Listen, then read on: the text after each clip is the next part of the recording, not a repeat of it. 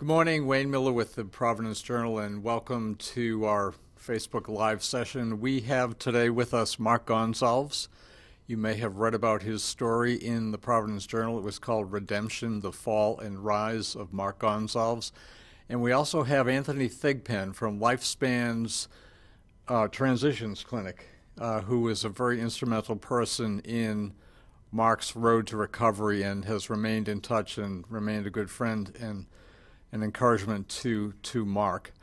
So why don't we just start, why don't we start with Anthony and just the kind of work you do in general, because it's important work. It's for people who are currently incarcerated or previously incarcerated, and then we can get into what you've done with Mark, and Mark can tell some of his story. So I'm going to give it to you, Anthony. Okay. What I do is I support men and women coming out of prison, connecting them to different services in the community, more like the boots on the ground for their primary care doctor, which is over at the Center for Primary Care Center on Chapman Street. And I like to say just building lifelong support relationships for people who've struggled with different things in the community as far as drug addiction, suicide, poor healthy lifestyle choices, things to that nature. And so, Mark, do you remember first meeting Anthony and what he did? Yes. When I went to my doctor's appointment, my doctor walked in and, he explained to me. And this is after going through different medical and having a couple different doctors. And so this doctor walks in and, he's young looking and, he has a ponytail and I'm looking at him, I'm like, all right, but I don't, I can't hold judge because I know, the information and intelligence I actually have is whether I use it or not. But he walks in and he starts to explain this new program that Lifespan is using, and he asked, he introduced me to Anthony, and then he introduced me to another woman that's involved, case manager.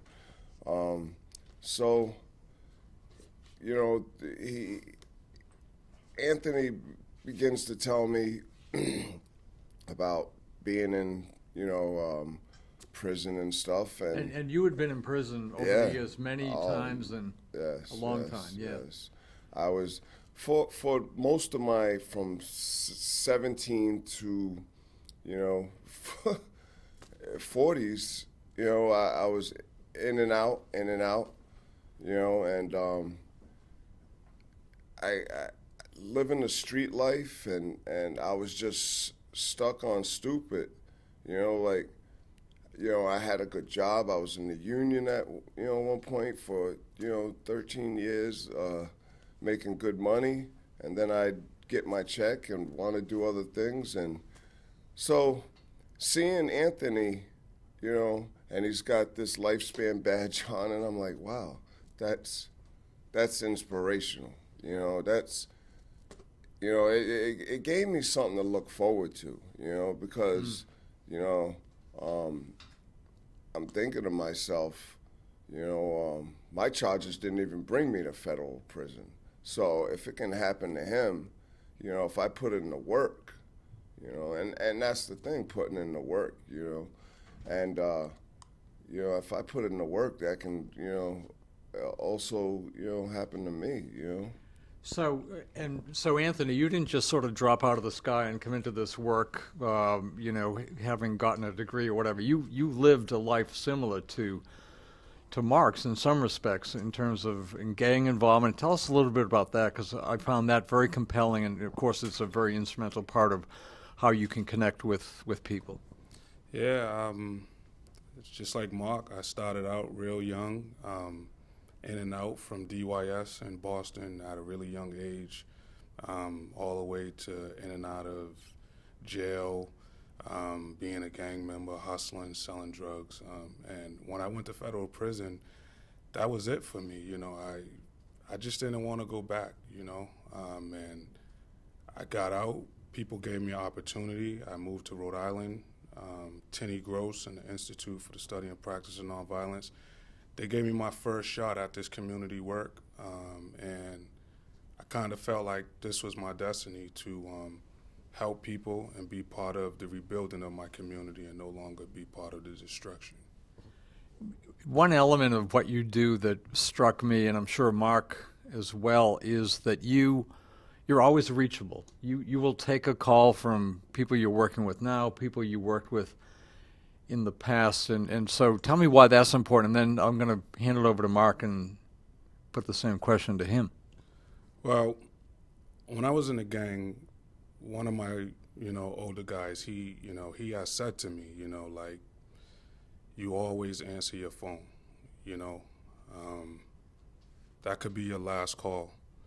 And it just stuck with me, and so now doing this work, knowing that, the challenges that some of my clients, some of my friends, people that I know have, they're calling on me. That might be their last call before they're, about to commit suicide, about to hurt someone, about to relapse, and so that's something that I stick to is I answer that call no matter what. Mark, let's back up a little bit here in terms of your story. Anthony mentioned suicide. You had made more than one attempt to lose your life through suicide before June of 2015, and had not obviously succeeded in that attempt. So what were the factors? What was going through your mind on the night of the early morning of June 26, 2015, when you did go to the top of the Newport Bridge, 220 feet above the water, and this time jump? What was going on in your life at that time that brought you to that decision point? So in my life, everyone has a different story, and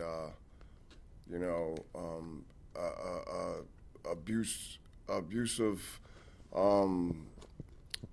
parents, yes and no were in part of my life, but not my biological mother wasn't. But a lot of people, their parents are on drugs and they're pimps and prostitutes, and that wasn't part of my story, and the decisions I made was on my own. I had choices, and I chose to make wrong decisions, and it turned into these terms. They don't just come out of the sky. A snowball effect. A domino effect. That stuff happens. And it just my life. I got sucked in, and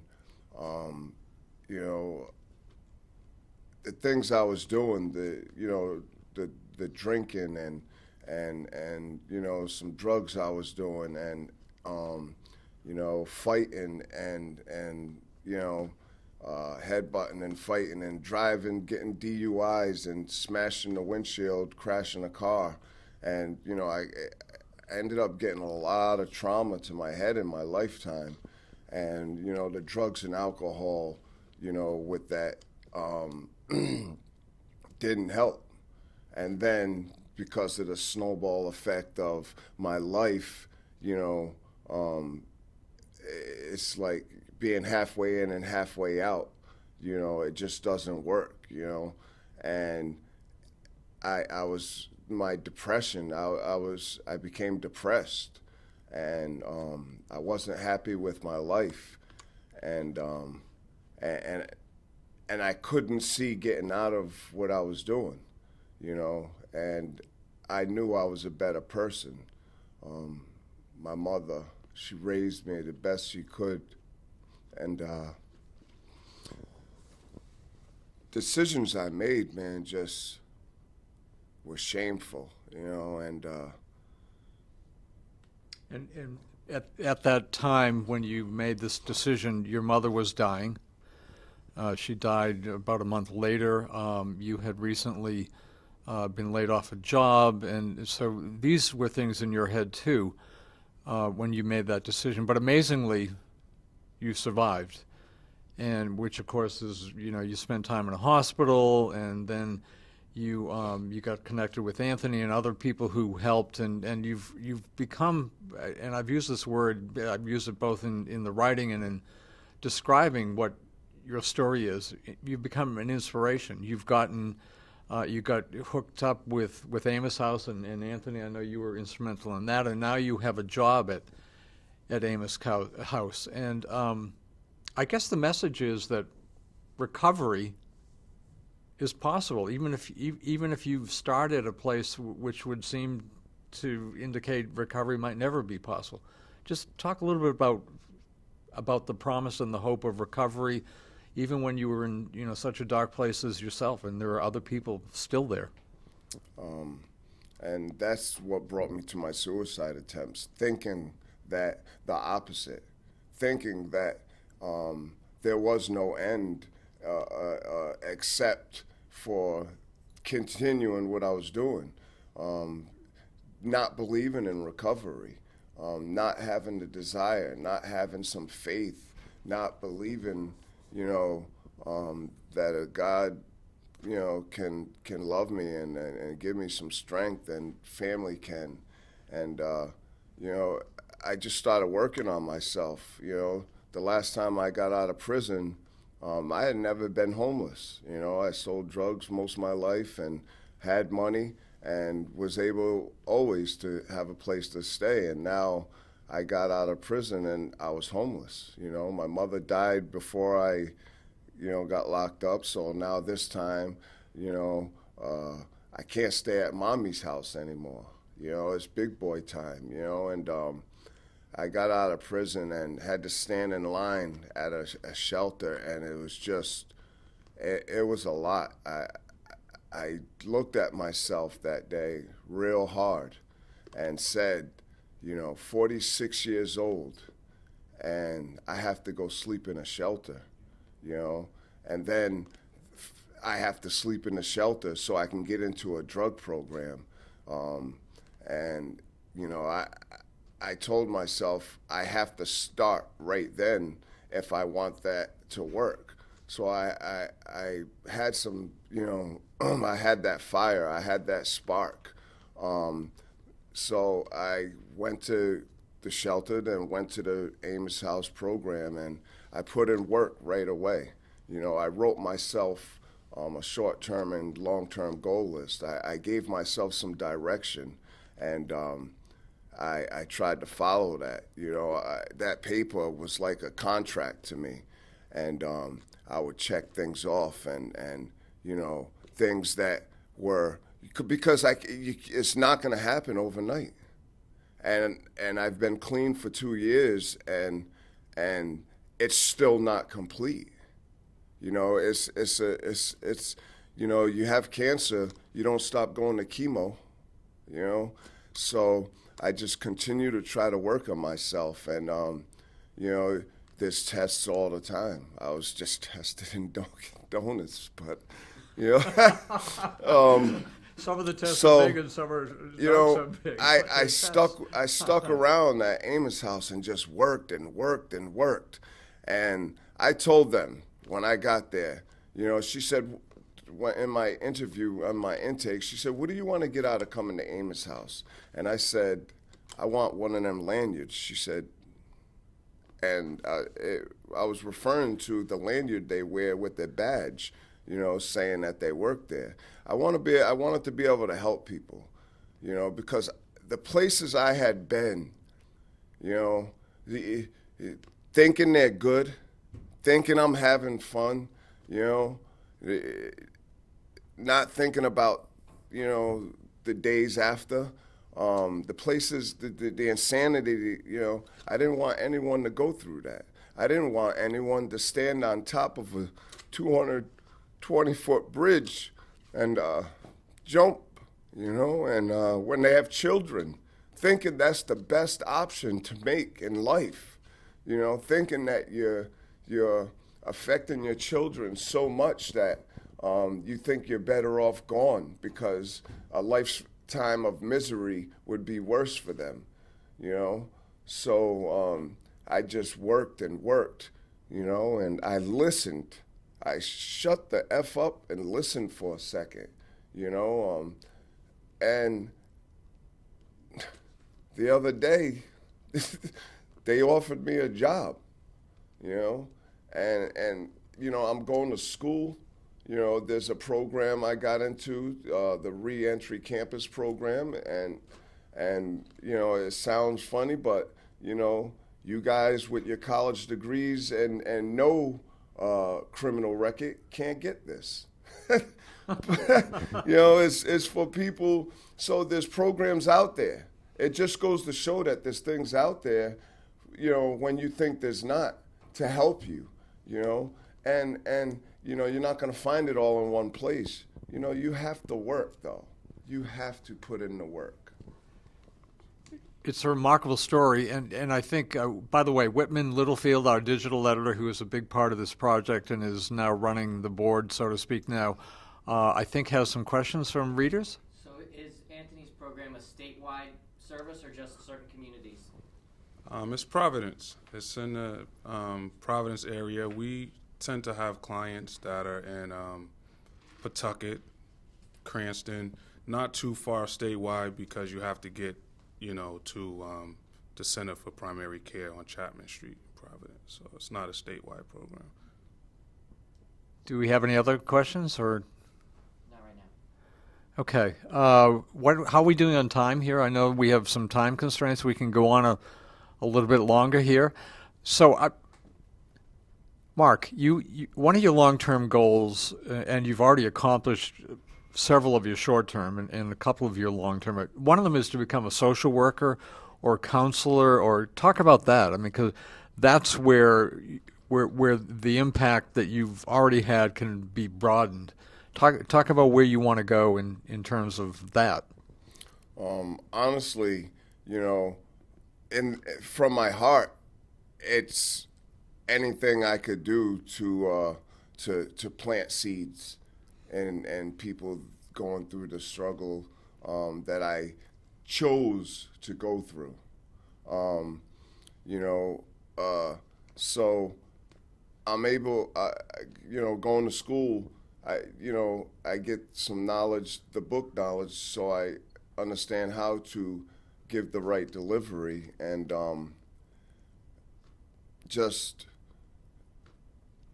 I'm sorry, I just had a